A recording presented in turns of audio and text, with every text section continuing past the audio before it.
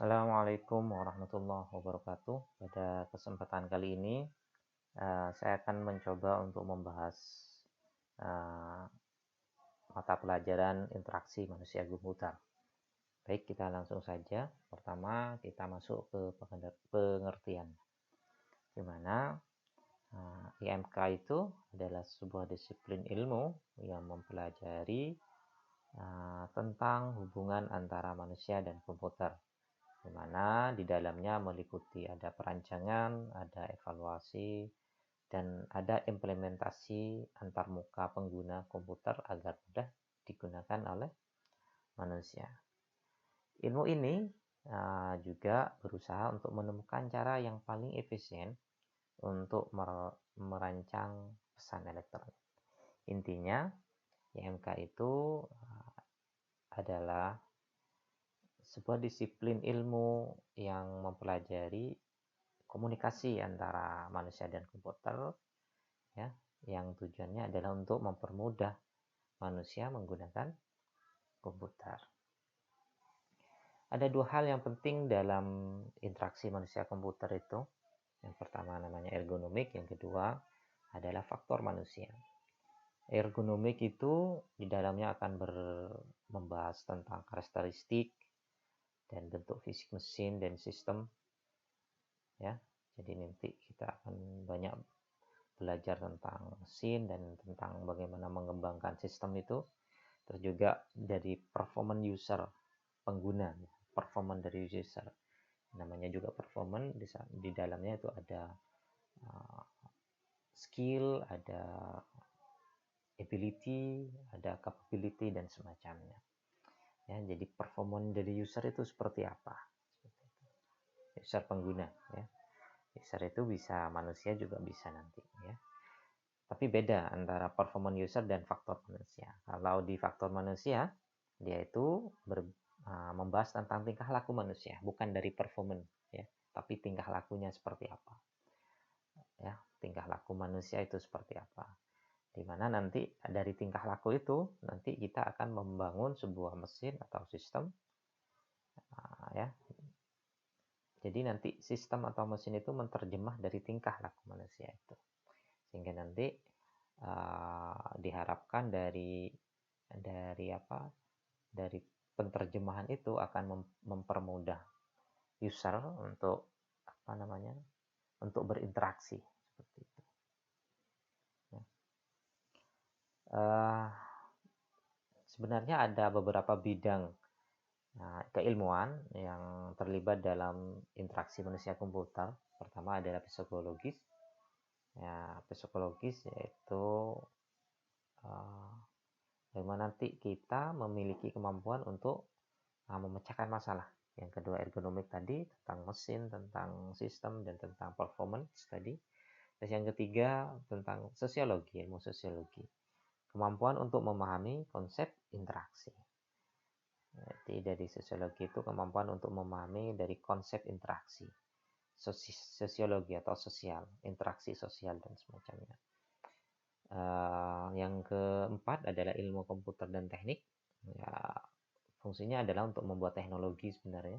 Terus yang kelima ada bisnis, pemasaran. Karena dari sistem yang dibuat itu nanti akan dipasarkan. Yang keenam ada desain grafis, presentasi grafis, bagaimana kita membuat sebuah desain antarmuka yang baik. Itu membutuhkan kemampuan desain grafis. Lanjut di slide yang keempat, yaitu tentang tujuan interaksi manusia dengan komputer. Jadi tujuannya hanyalah simple tujuannya, yaitu untuk tadi di pembukaan, di pengertian secara umum sudah dijelaskan, yaitu untuk memudahkan manusia untuk menggunakan komputer, atau dalam istilah lain yaitu user friendly, ya. Jadi tujuannya adalah dari IMK itu adalah user friendly, mudah digunakan, gitu ya. Easy to learn, how to use, simple for people to use, gitu ya. Jadi easy, gampang, simple, gampang juga gitu ya, simple gitu ya, mudah gitu ya, simple, sederhana gitu ya, easy and simple, mudah dan sederhana gitu. Baik, lanjut pada slide selanjutnya, yaitu media antarmuka manusia dan komputer. Jadi media antarmuka itu untuk MK itu ada dua. Pertama media tekstual, yang kedua adalah media GUI ya, graphical user interface. Jadi kalau dulu itu medianya itu tekstual sebenarnya ya. Tekstual dulu itu, kalau masih sistem komputer pertama itu kebanyakan ya tekstual sistemnya ya. Sistemnya tekstual, yang mana mesin atau sistem itu hanya berisi teks saja ya, dan kurang menarik. Contohnya adalah Pascal di sini. Contohnya Pascal. Yang kedua adalah media GUI, di mana kalau media GUI ini sudah interface-nya, antarmukanya sudah berupa grafis yang sangat interaktif. Contohnya adalah Visual Basic, Windows, ya, sistem-sistem yang sekarang itu semuanya sudah berbasis GUI semua. Kalau dulu berbasis tekstual. Ya. Komputer-komputer lama itu bentuknya tekstual. Baik, kita lanjut. Nah, tujuan umum perancangan desain. Tadi ada tujuan dari MK, yaitu user friendly, simple saja, easy and simple. Sekarang tujuan umum dari perancangan desain itu pertama adalah efektivitas. Jadi bagaimana merancang desain itu ya. Pertama yang menjadi tujuan adalah efektif. Jadi merancang sistem atau mendesain sistem itu harus desainnya itu harus efektif gitu ya. Yang kedua, memberikan arah rancangan. Ya, memberikan arah rancangannya. Jadi arah rancangan ini akan kemana gitu ya, arahnya kemana ini gitu ya. Selain efektif harus punya arah ya, rancangan itu harus punya arah. Yang kedua, mendapatkan keputusan. Jadi tujuan dari desain itu mendapatkan keputusan. Yang keempat yaitu pengambilan keputusan, mendapatkan keputusan dan untuk pengambilan keputusan.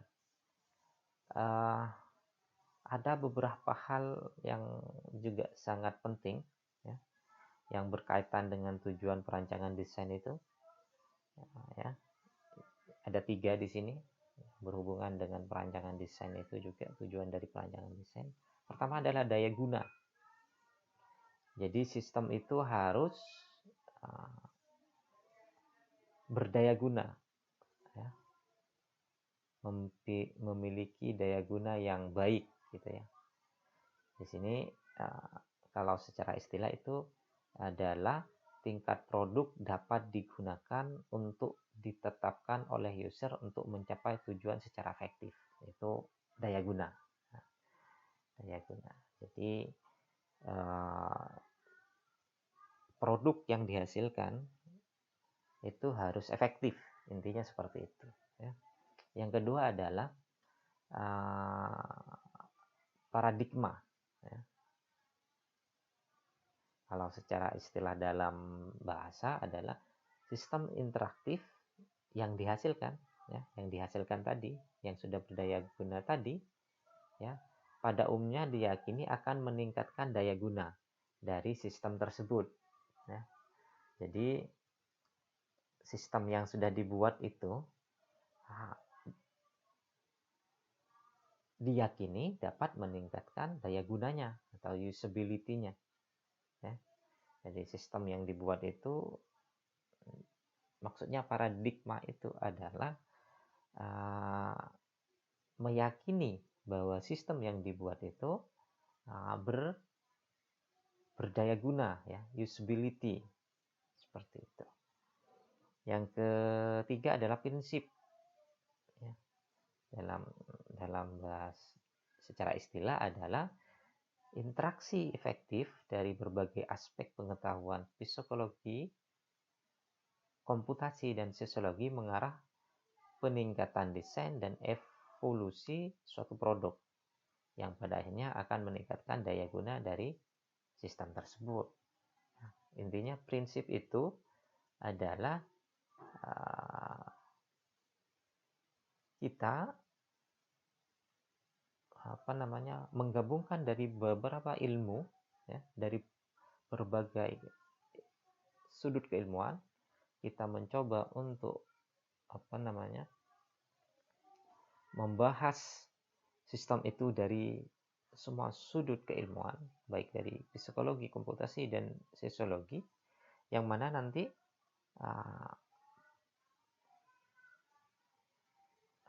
dari studi yang kita lakukan dari beberapa macam ilmu itu mengarahkan pada peningkatan dari produk, ya. Peningkatan dari produk yang mana nanti akhirnya juga akan meningkatkan daya guna dari sistem yang sudah dibuat. Ya. Kita lanjut di sini. Intinya di sini dari tujuan dari merancang desain sistem itu yaitu dia berdaya guna, dia melahirkan sebuah paradigma baru, ya, sebuah paradigma yang mana paradigma itu akan meningkatkan daya guna dari sistem.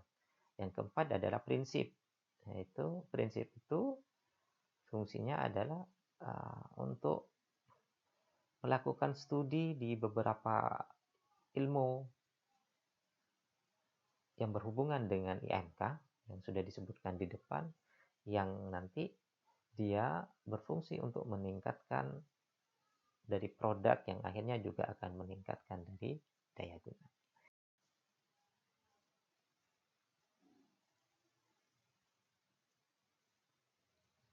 Oke, kita ke jenis-jenis, kita lanjut pada slide selanjutnya, yaitu jenis-jenis paradigma.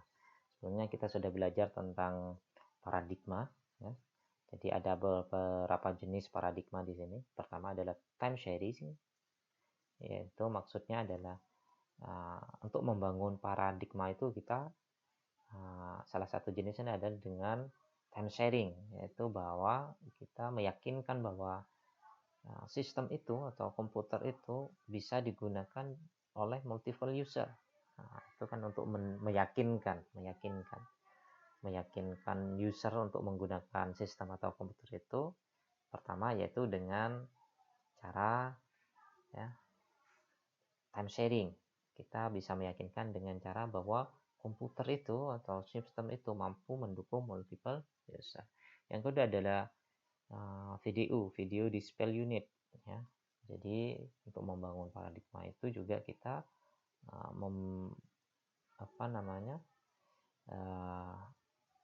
dapat meyakinkan dengan memberikan visualisasi yang bagus, gitu ya, sehingga bisa menampilkan data yang diinginkan itu lebih real, gitu ya, walaupun nanti visualisasinya itu berupa data abstrak sebenarnya, seperti itu, ya. Yang ketiga adalah programming toolkit, alat bantu pemrograman.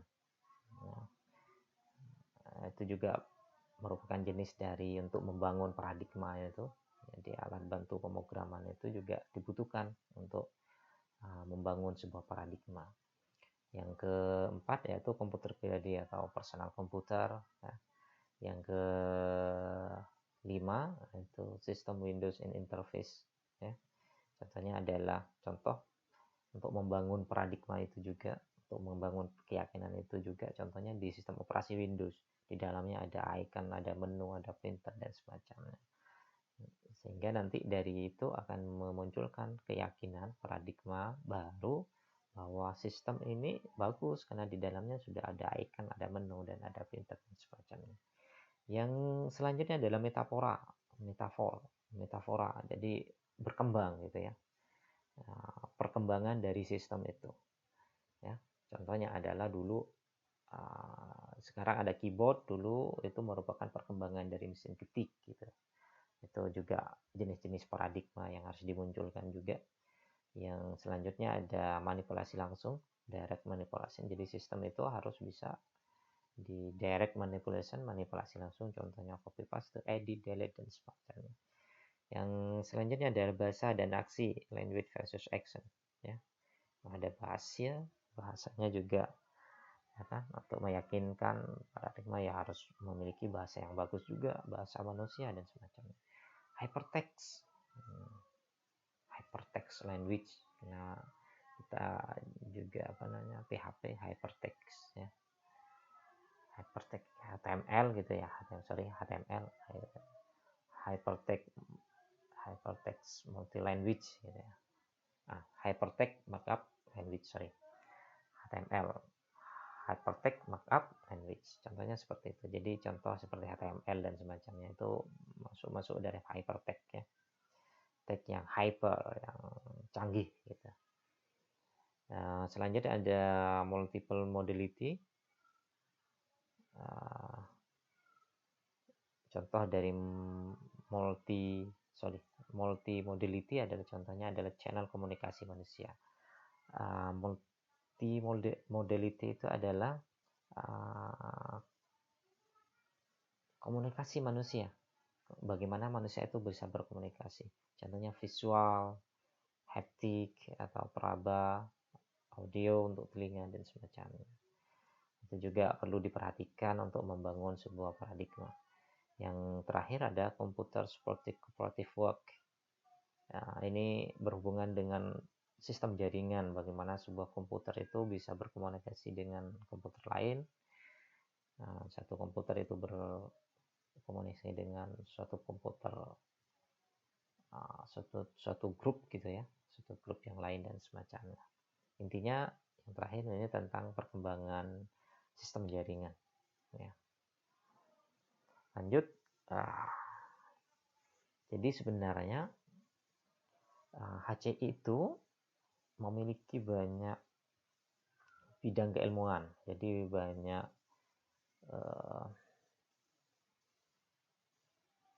bidang keilmuan yang masuk dalam HCI itu ya. Contohnya adalah ini, bisa dibaca sendiri. Di sini ada cognitive psikologi, social psikologi, ini ilmu psikologi. Terus ada artificial intelligence, computational language, software engineering, antropologi, ergonomik tadi, sosial, dan semacamnya. Prinsip pendayagunaan. Tadi paradigma sudah, sekarang kita masuk ke daya guna, prinsip daya guna. Pertama itu learnability, mudah untuk dipelajari ya. Yang kedua fleksibel ya. Harus fleksibel dia, harus fleksibel. Jadi prinsip daya guna harus fleksibel ya. Menyediakan banyak cara gitu ya bagi user untuk menggunakan sistem. Fleksibel. Yang tiga adalah robustness. Ya. Kalau dalam arti bahasa itu tingkat dukungan yang diberikan agar user dapat menentukan keberhasilan atau tujuan yang diinginkan. Nah, lanjut di sini ada atribut dari daya guna.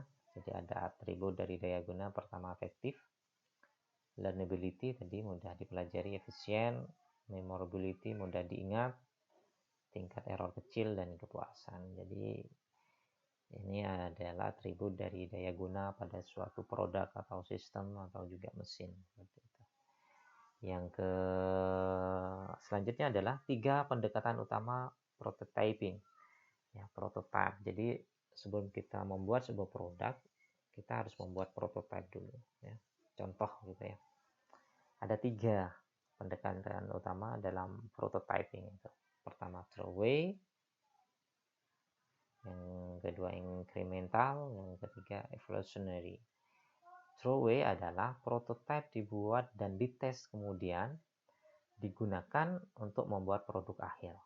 Ya, jadi pertama ini proses pertama yaitu dibuat, dites, yang mana tujuannya untuk membuat sebuah produk akhir. Ya. Yang kedua incremental adalah produk hanya satu tapi dibagi menjadi komponen lebih kecil dan terpisah. Jadi nanti kalau sudah prototipe jadi, nanti dalam hal produksi ya, itu tidak bisa langsung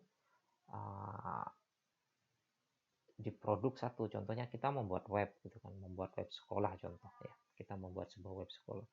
Untuk membuat sebuah produk web sekolah, di dalamnya kan ada banyak sistem yang kecil-kecil, dan itu biasanya kalau di dalam sebuah perusahaan software itu dibagi-bagi pekerjaannya ya. Kamu membuat sistem untuk kesiswaan, kamu membuat untuk guru, kamu untuk mata pelajaran dan semacamnya. Nah, seperti itu ya. Yang ketiga evolutionary ya, adalah prototipe tidak dibuang tetapi digunakan kembali ya, seperti itu. Tiga pendekatan utama prototyping yang tadi ya, ini throwaway, incremental, dan evolusioner ya. Jadi itu saja mungkin untuk saat ini ya. Ini perkenalan tentang IMK.